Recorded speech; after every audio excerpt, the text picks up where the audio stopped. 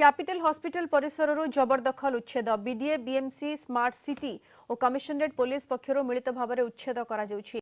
दीर्घ वर्ष धरी मेडिसिन स्टोर पछरे ग्यारेज घर को उच्छेद करा जाइछि।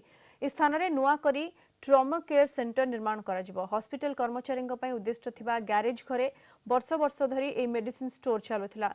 एक प्लाटून पुलिस फोर्स उपस्थिति रे उच्छेद करा जायथिला। Trauma care facility centre facility जगह चिन्हित होता जोटा आम डायरेक्ट कैपिटल हॉस्पिटल आम रिक्वेशन करते सीएमसी एविशन प्रोग्राम करने आम सीएमसी एविशन प्रोग्राम कर आज तक उच्छेद कर बीडीए बीएमसी एवं कमिशनर पुलिस सब सामिल होती सीएमसी प्रोग्राम द्वारा एविशन हो।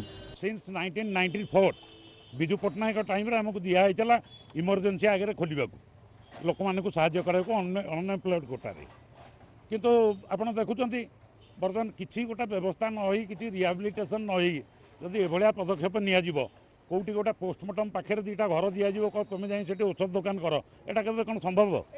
हाइकोर्टर जेहेतु ऑर्डर मते थिला जे नाई तुमको नदेला पर्यंत से टच करें अन्य जगह जो लैंड तेणु मु तो मानिक बाध्य ना।